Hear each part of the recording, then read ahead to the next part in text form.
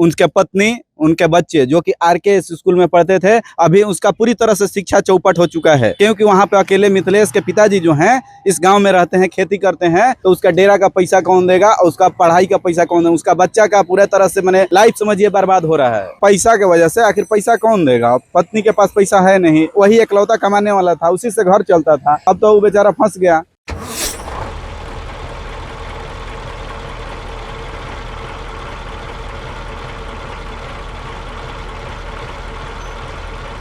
मिथिलेश कुमार जो आरोपी है वो अपने गांव से वो डेहरी ऑनसोन के मोहन बिघा रहता था और मोहन बिघा की जो रेंट पर वो रहता था और वो रेंट को जो है वो खाली कर दिया गया है। आप वो तस्वीर साफ तौर पर देख सकते हैं कि ये नगर निगम सासाराम लिखा हुआ है। यही ट्रैक्टर पर जो है मिथिलेश का सारा सामान जो है डेहरी ऑनसोन के मोहन बिघा से आ रहा है और ये अपने गांव में जो है पूरा सामान जो है लेकर वो अपने गांव लेकर आए हैं। आप तस्वीर देख सकते हैं साफ तौर पर, वो तस्वीर आपको दिखाई दे रहा होगा कि देख सकते हैं कि मिथिलेश का जो भी घर में सामान था अब वो गांव में आने लगा है। मिथिलेश से जो है वो डेहरी ऑनसोन के मोहन बिघा में वो रहता था अपने परिवार के साथ, 2 बच्चे और एक पत्नी के साथ। तो देखिए यहाँ पे जो चालक हैं, जो ट्रैक्टर के चालक हैं, हम उनसे बात करेंगे। कहाँ से सामान लेकर आ रहे हैं आप लोग? मोहन बिघा से। किसका सामान है?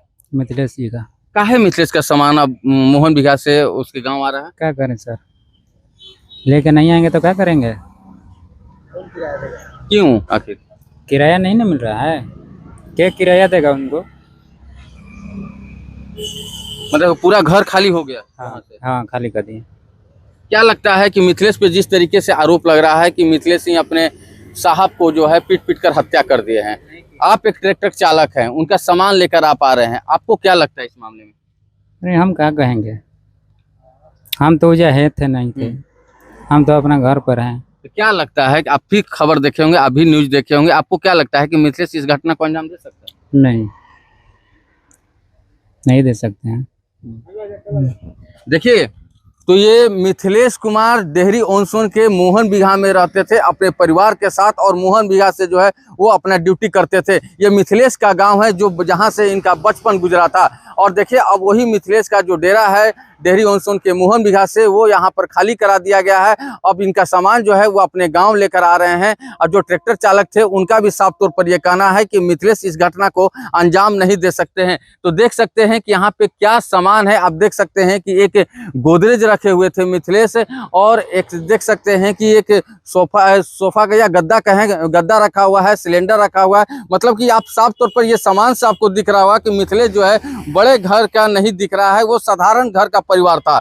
मिथिलेश का बचपन जो है यही खौवा खोच गांव में बीता था। आप ये साफ तौर पर ये तस्वीर देख सकते हैं कि यही गांव में ये कौवा खोच गांव है। कौवा खोच गांव में जो है मिथिलेश का बचपन गुजरा था। लेकिन मिथिलेश जो है अपने पूरे परिवार के साथ रोहतास जिले के डेहरी ऑनसोन के मोहन बिघा रहता था और वहां से रेंट जो है वहां से मकान मालिक द्वारा खाली करा दिया गया होगा या फिर किराया नहीं रहने की वजह से इनके परिवार जो है मिथिलेश के वो वहां से डेरा खाली कर वो अपने गाँव जो है वो शिफ्ट कर गए हैं। ये सारा तस्वीर आप देख सकते हैं, एक्सक्लूसिव तस्वीर हम आपको दिखा रहे हैं। ये देख सकते हैं एक्सक्लूसिव तस्वीर देशवा न्यूज पर। और जो गांव वाले हैं, गांव वाले का साफ तौर पर कहना है कि इस तरीके का मिथिलेश जो है इस घटना को अंजाम नहीं दे सकता था, इसके पीछे कोई और है। सीबीआई जांच करने का मांग जो है ये पूरे गांव के लोग जो है वो कर रहे हैं।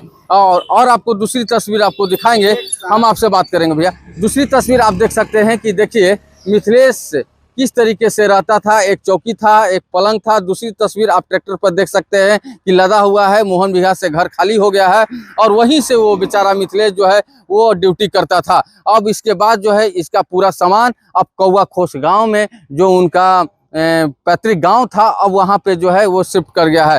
क्या कहेगा, अब तो डेरा भी खाली हो गया। एक साथ मिथिलेश को फंसा के 3 जिंदगियां यहाँ पे बर्बाद हो रही है। उनके पत्नी, उनके बच्चे जो कि आरके स्कूल में पढ़ते थे, अभी उसका पूरी तरह से शिक्षा चौपट हो चुका है। क्योंकि वहाँ पे अकेले मिथिलेश के पिताजी जो हैं इस गांव में रहते हैं, खेती करते हैं, तो उसका डेरा का पैसा कौन देगा, उसका पढ़ाई का पैसा कौन देगा, उसका बच्चा का पूरे तरह से मैंने लाइफ समझिए बर्बाद हो रहा है।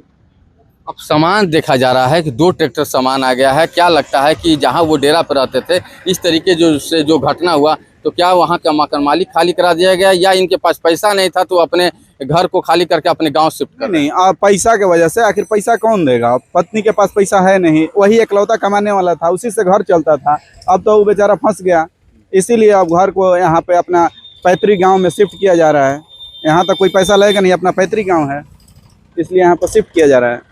तो देख सकते हैं साफ तौर पर ये तस्वीर जो है वो आपको बयां कर रही है कि एक मिथिलेश कुमार जिस तरीके से वो अपने बॉस को जो है, पुलिस का दावा है कि अपने बॉस को निर्मम तरीके से हत्या कर दिया था और उसके बाद उनका सामान जो है अब इस गांव में जो है वो लाया जा रहा है जहां से मिथिलेश का बचपन गुजरा था। ऐसे ही तमाम खबर को देखने के लिए बने रहिए देशवा न्यूज़ के साथ।